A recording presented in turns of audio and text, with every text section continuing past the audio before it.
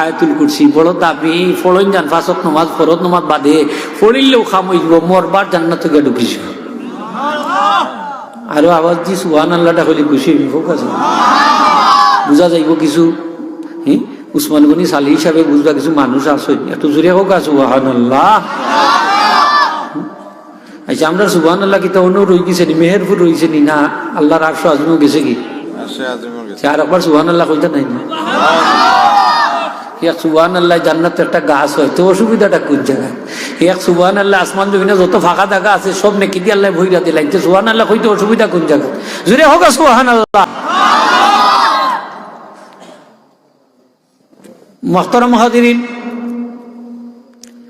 নামাজ পড়তে হইলে নামাজের মাসালাও জানা থাকা দরকার ঠিক না মাসলা জানা আমরা জরুরি না জরুরি না আমরা দেশে অনেকে নামাজ পড়তে হইলে কত সিস্টেমে পড়ে আল্লাহু আকবার কেউ বুকু তাত বান্ধে কেউ নাবির উফরে কেউ ছাগিয়া আছে না সৌদি আরব গেলে দেখা যায় কত জাতর মানুষ তো ও গামছা লইয়া হতা করে চায় তো আঠেও কত লাগছে আবার জায়গা তো ওটা করে কতগুলো ওঠা তো আবার দৌড়ে তো আবার ওখান দিয়ে ওঠা কতগুলো আছে কোরআন শরীফ দেখে দেখে ওরা রাখা পড়ে ইয়াসিন ওয়াল কুরআনিল হাকিম ইন্নাকা দেখা যায় কোন এক মজহব আছে আর কি যে দীক্ষা হলে নামাজ হইব আর আমরার মজহব হইলে দীক্ষা হলে নামাজ হইতো হইতো না।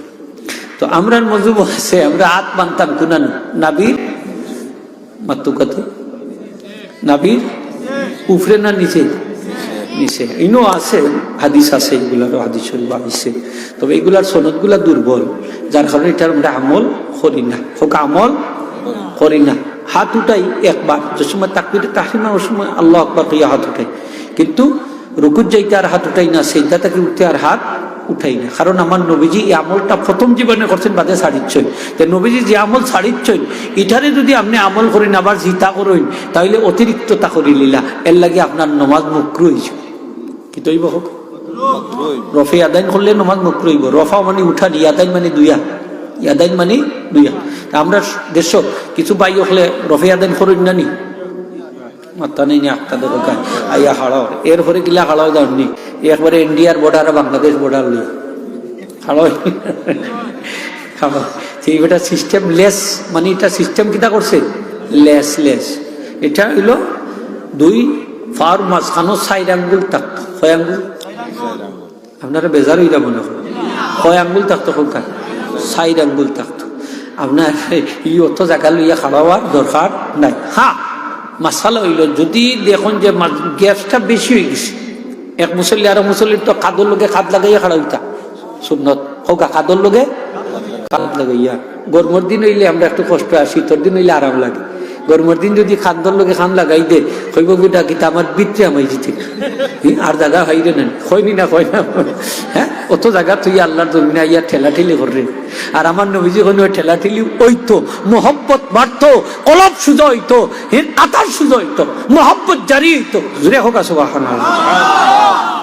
কাদের লোকে খাদ লাগতো নি না লাগতো না লাগতো আজকে মাসলা ভাই শুনতো কোনো চাচা যদি বেজার হইতে কইবা নানি কোনো ভাই বেজার হইলে কইবা নানি লাগতো এক হুজুরে কইয়া হয়েছিল লাগতো হোকা লাগতো নি যদি লাগে না হোকা যদি তাইলে শয়তান আমাই যাব গ্যাস পূরণ করবো শয়তানে সে পূরণ করবো আর একটু দূরে কইলে শয়তান আমরা দুষ্ট না দুশ্মন দুশ্মনে আমরা মাঝখানো আমাইয়া কিতা করবো জানেননি কইব উস্কুর কাজা হইব আপনি অত ইয়াদ করুক কোন দিন খারে মার্ডার করছিলা খার জুতা কোন দিন চুরি করছিলা খার ক্ষতি কোন দিন কোনটা করছিলা অতা কিতা কিতি যা আছে দুনিয়ারে আবেল্লা ঢুকাই দিব। এই দিনে ইমাম সাহেব ফোন করি কই হুজুর আমি ফাতিহা সূরাত ভুল করেছি আনামতা আলাইহিমর জায়গাতে আনামতা কু আলাইকুম কইছি ওয়ালা গায়রিল মাগদুবি আলাইহিমর জায়গাতে গায়রুল মাগদুবি আলাইকুম ওয়ালা দাল্লিন করেছি তনে হুজুর নমাজ শেষ বুলে পড়ে লিছি আর কি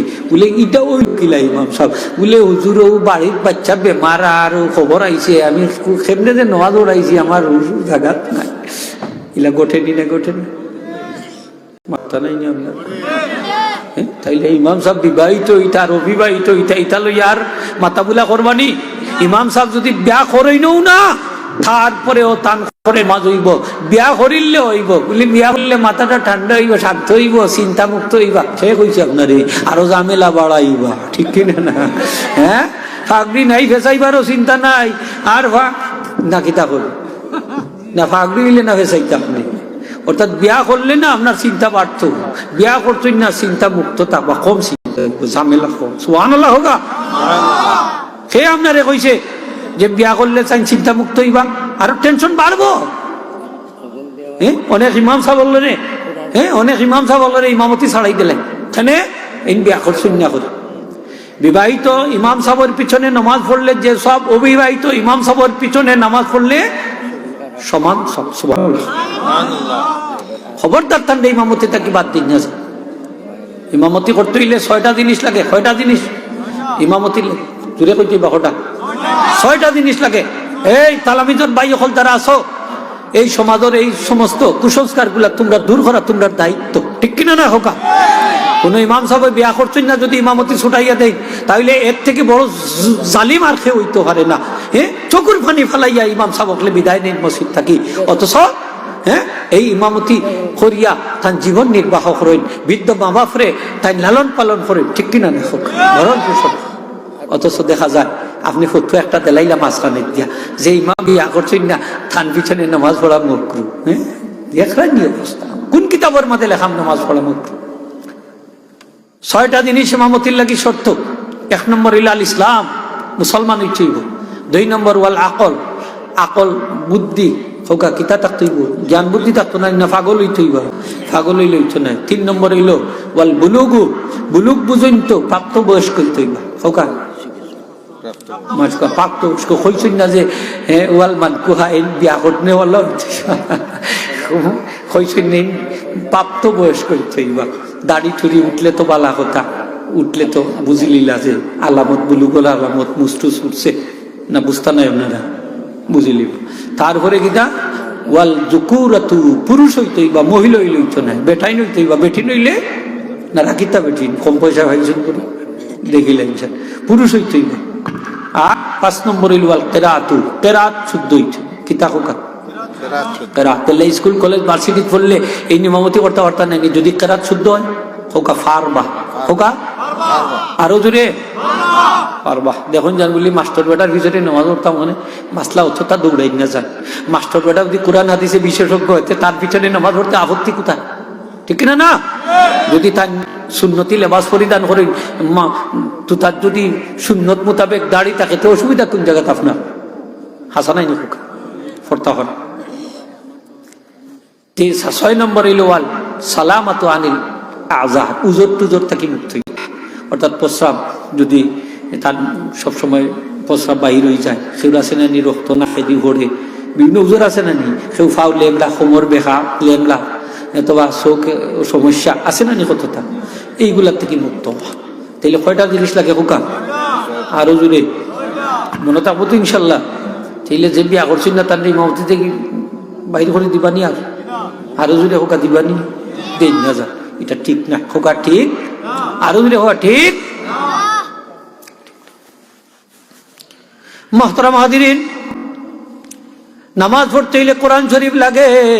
নামাজ পড়তে হইলে কোরআন শরীফ তেলাওয়াত যদি করইন না নামাজ হইতো না। আলহামদুলিল্লাহ সূরা পড়তে হইবা, পড়তা না পড়া কিতা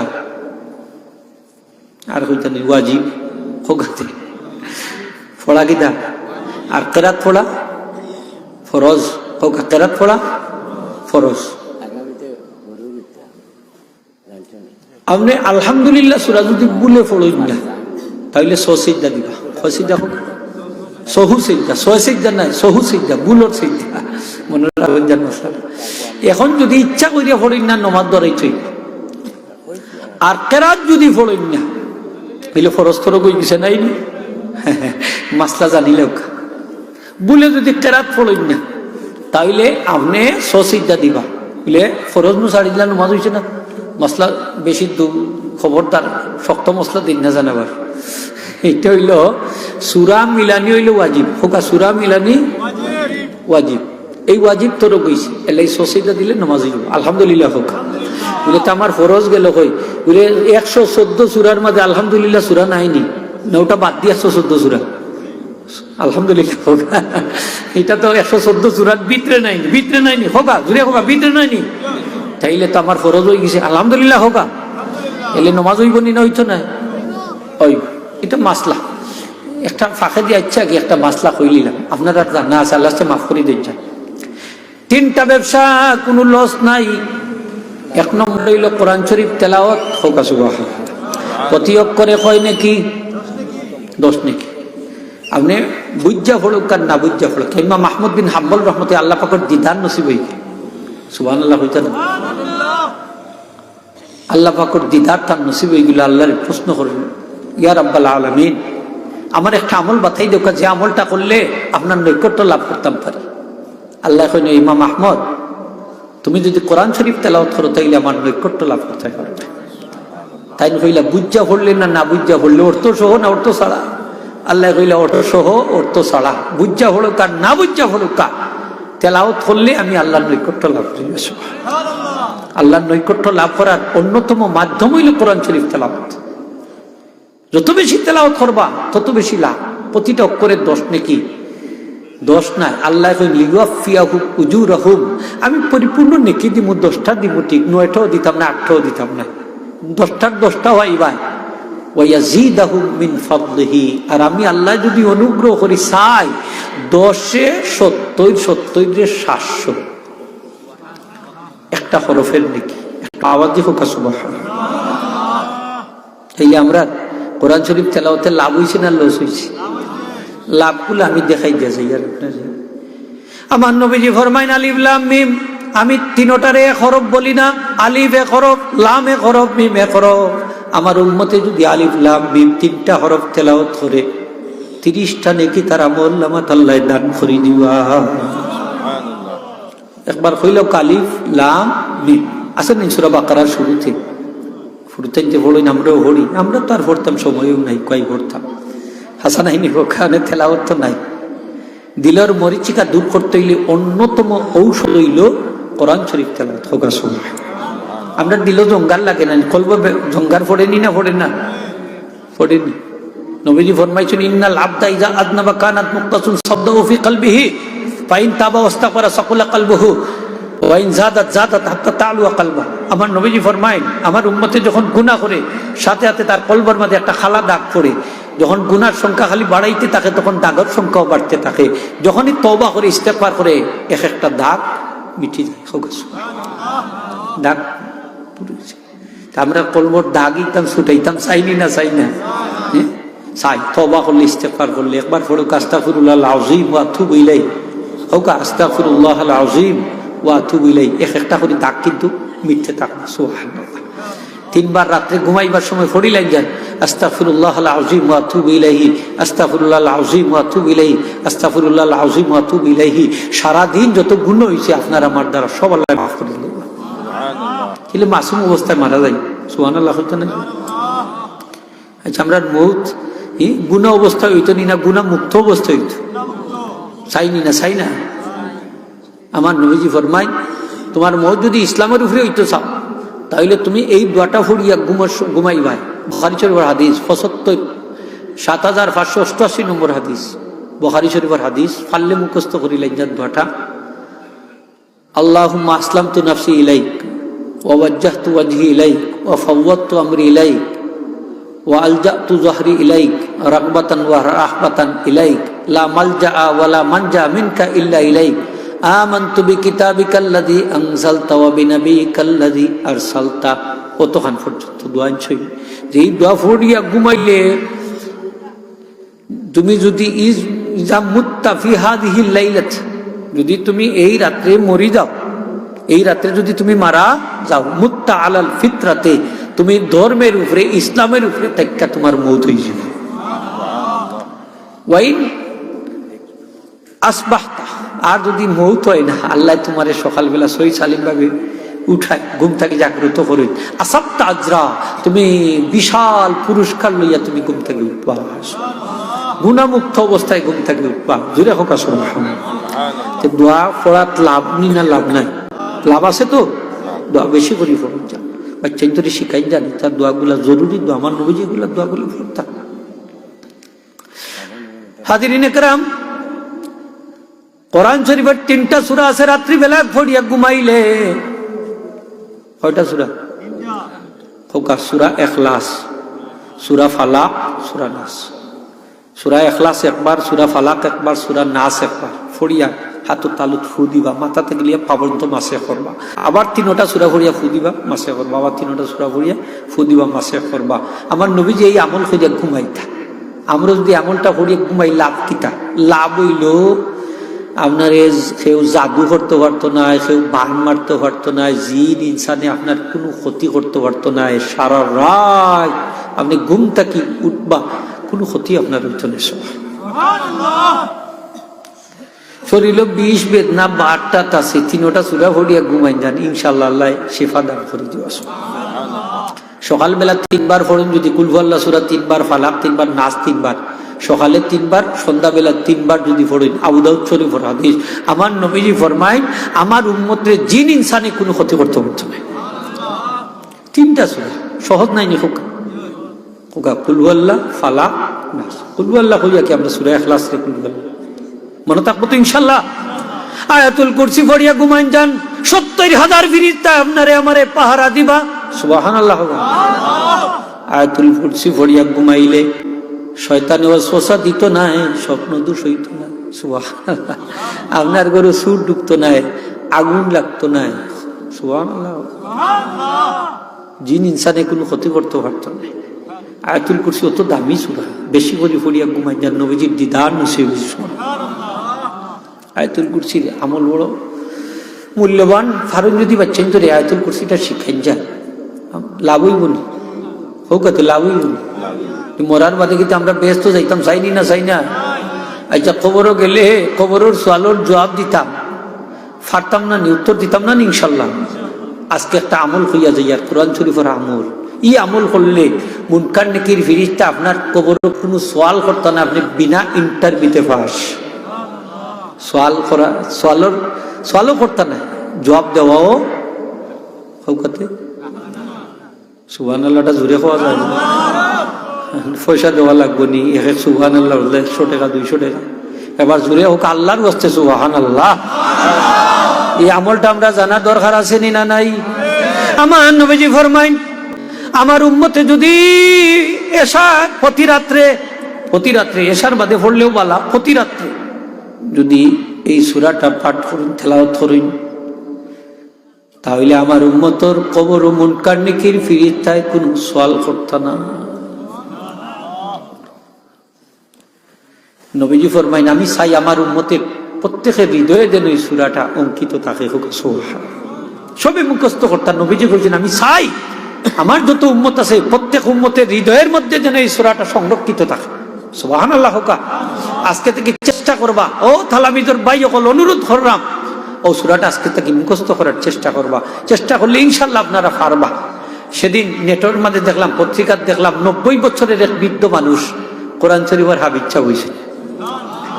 তাই যদি চেষ্টা করিয়া মেহনত করিয়া হাবিচ্ছা বইতা, 90 বছর বয়স।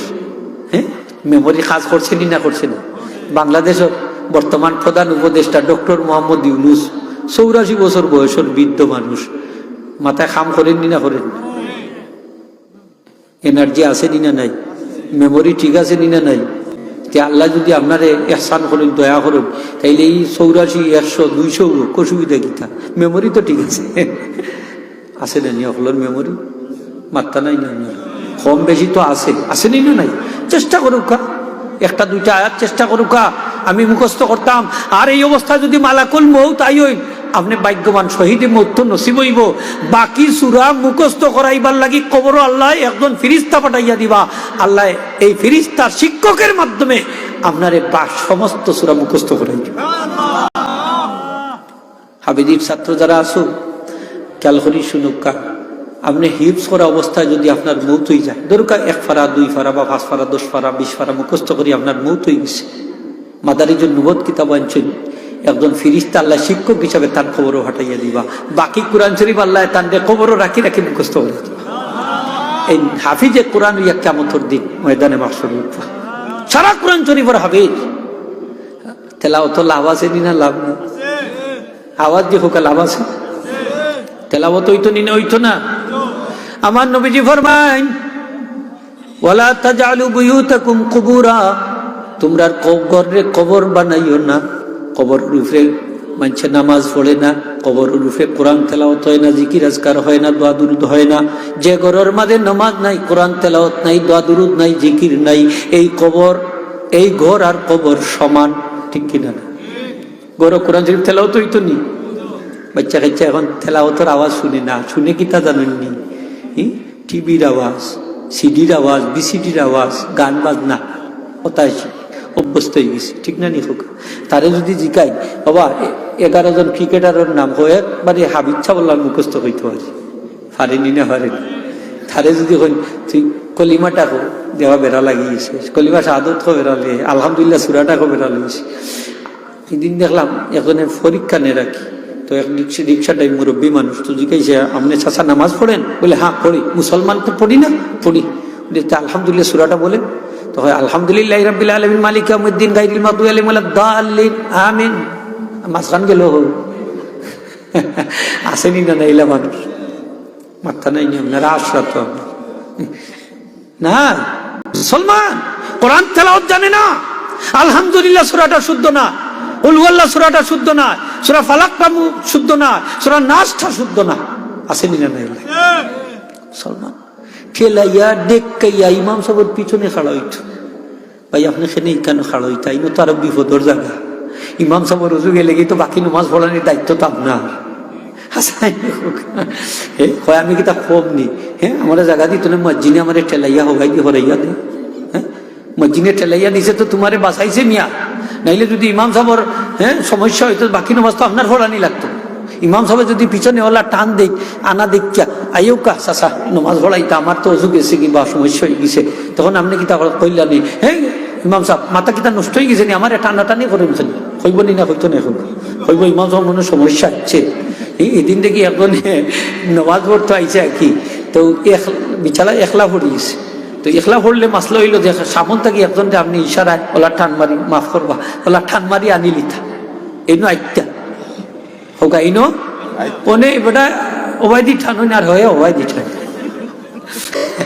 হে আগে দি টানি আর করে দি টান মাসালা জানা নাই, তেলি দিলে তো সমস্যা হয়ে যেতে পারে, পারেনি না পারেনি। তাইলে কোন সাহসে আপনি গেছেন তার পিছনে?